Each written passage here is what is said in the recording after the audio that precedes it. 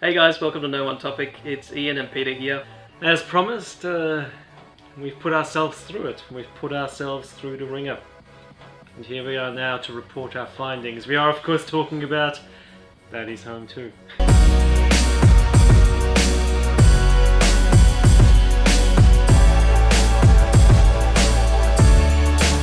So the original Daddy's Home was a disappointing, unoriginal, predictable movie.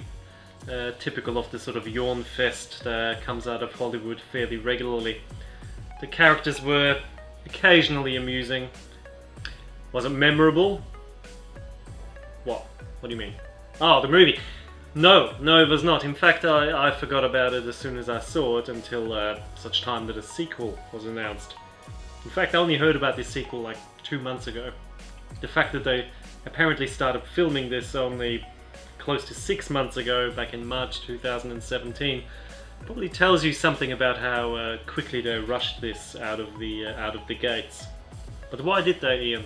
So the first movie was actually released on Christmas Day in 2015, which is quite a strange day to release movies. Movies do release around that time, but on Christmas Day is a little bit different. Reportedly made for $50 million, but domestically in the US grossed $150 million, and that's just the US. I think worldwide it was close to $280 million.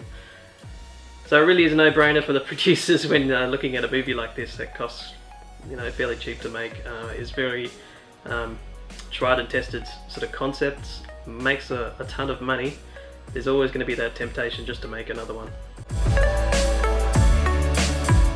So Wahlberg's and Ferrell's characters, Dusty and Brad, they seem to have settled into their roles as co-parenters, and things are going well enough, I guess, as one would expect. That is, of course, until Christmas time nears, Ian, and as Christmas time approaches, phone calls start to come in through the electric telephone. And who is it? Daddy. Ha! Very true. To clarify, the people answering these phone calls are, of course, the original daddies. And when daddies call daddies, you get granddaddies. But what you don't get is a granddaddy of comedy. So we get the phone calls, we go to the airport, carefully timed one after the other, they make their way down the escalator just long enough for us to, as the audience, individually appreciate, react, and be disgusted by the dicks that come down the escalator. What is a constant theme in this movie is that they rehash scenes from the first movie, Daddy's Home, and one in particular is the airport scene. In the first one, it was Will's character coming to the airport to meet Dusty.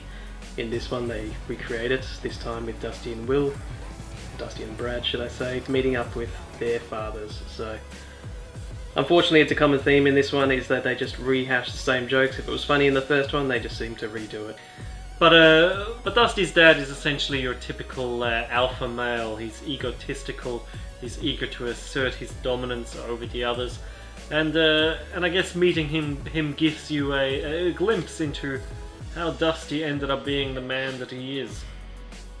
It is quite interesting that they touch on why Dusty is the way he is in the first movie, in the sense that his father, he's almost emulating his father, and the fact that he wasn't around in the relationship that Brad is now in is obviously a result of how his father treated him growing up. So I thought it was a bit of a missed opportunity to delve into that a little bit more, but there was some undertone of that daddy issues. On the other hand, you've got Brad's dad. He's a buffoon. He's a moron. He's played by John Lithgow. You've seen his type of character before. He's likable enough.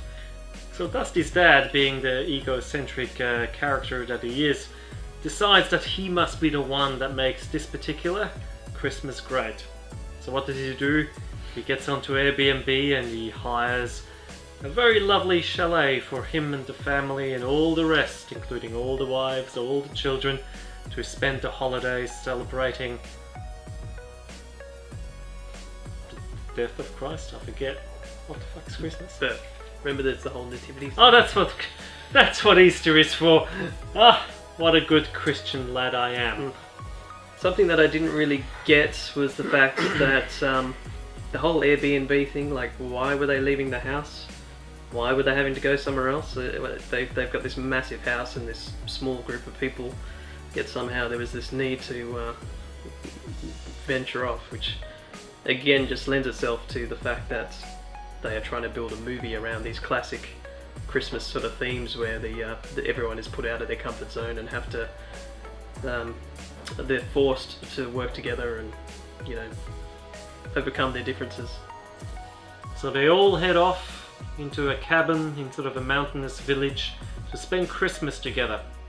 And it being a Christmas comedy movie, naturally Christmas hilarity and fun ensues. So there you have it. I mean, those are all the elements you get from your usual Christmas fare.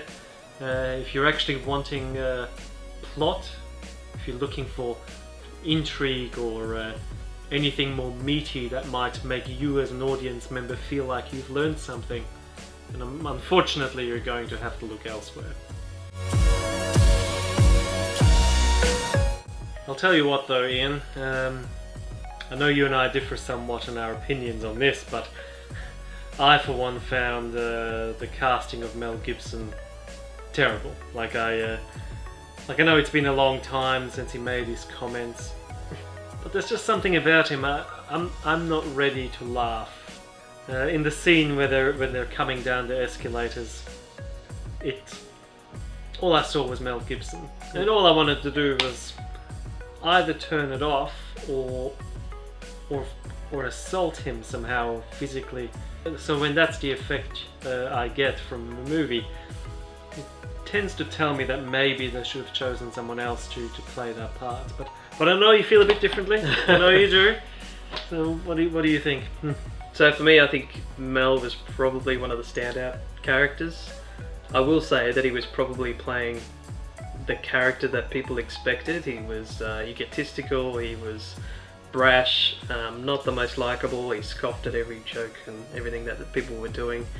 I think he was playing a character that people wanted to dislike. It has been 10 years since his anti-Semitic rants on the side of the road when he was drunk having a breakdown and whatnot. I'm not excusing his comments, but I think there's a fair bit of time can pass where people can actually forgive him. Yeah, his personality's been cemented in since that time. So what do we get? What do we get from this outing, Ian? So probably one of my biggest disappointments of this movie was the fact that so much was rehashed from the first version, even down to the electrocution scene. The fact that Will Ferrell, and this is not a spoiler because it's in the trailer of both films, the fact that he gets electrocuted, dies, and then has to be revived by the magic of Mark Wahlberg's touch. But a lot of the same jokes are sort of rehashed in terms of Will Ferrell pretending to be good at something that he's not, damaging equipment around the house, hurting himself, and it's just the same as in both movies. You can appreciate it if it's similar humour between the movies, but if it's almost recreations of the same scenes in different movies, I think it's going a bit too far. It's frustrating because movies like this are so very average. You can tell from the preview that it's not going to be great, yet they make so much money that we will inevitably see a steady supply of these types of movies. And I'm not saying that other good movies are missing out because these are getting made. I'm sure there's enough of a market for all those movies, but there's still something about that just doesn't feel right, that this is really, really just a cash grab. You know, the first one did so well, so they've just churned one out within 12 months. It really comes down to that marketing and that whole corporate feel that comes behind it. They've just seen the formula from the first one and then just spat out another one, and they just expect us to lap it up. At the end of the day, it was a Christmas release. Not particularly creative, but it was unoffensive. It's probably the best way to describe it. It wasn't all bad. There were a few light-hearted chuckles. I even noticed Stoic Ian here having a little bit of a chuckle on maybe 2.5 occasions. The movie might be more appealing to those of us that are a little bit younger, those of us that haven't seen these movies get recycled and remade just year after year with the same fuzzy concepts about family and love and relationships. I think, that being said, I mean, this movie wasn't particularly effective either at what it was trying to convey. There's a little subplot about one of the kids, maybe a 7 or 8-year-old, that developed a little bit of a crush while they were away on holidays. While other movies have done a really good job of conveying that sort of adolescent crush type scenario, this movie really didn't. In fact, the end of that subplot was completely unsatisfying and unnecessary and stupid. Yeah, again, I think that whole plot with the boy and him going through some struggle at school and them having to come together and resolve it as co-dads is just another rehash from the first film. In the first one it was bullying, and this one it's his first love. If you want to see a movie that does that type of subplot quite well, go and watch Love Actually. But you know what wasn't hugely entertaining, Ian? What? Daddy's Home 2. You know, Ian, you and I have been talking at length about what we're going to do as far as a rating system goes. Well, I'll explain what I was proposing as far as a rating goes, and maybe you guys can talk about it in the comments, see what you think about it.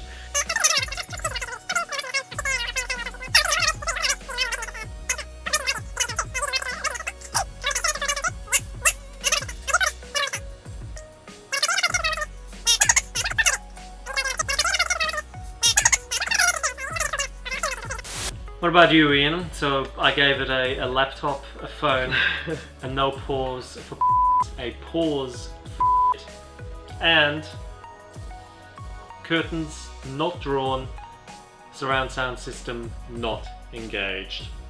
So for me, I think to balance this review, I am going to go for a much simpler approach and do literally a scale of 1 to 10 for my movie reviews.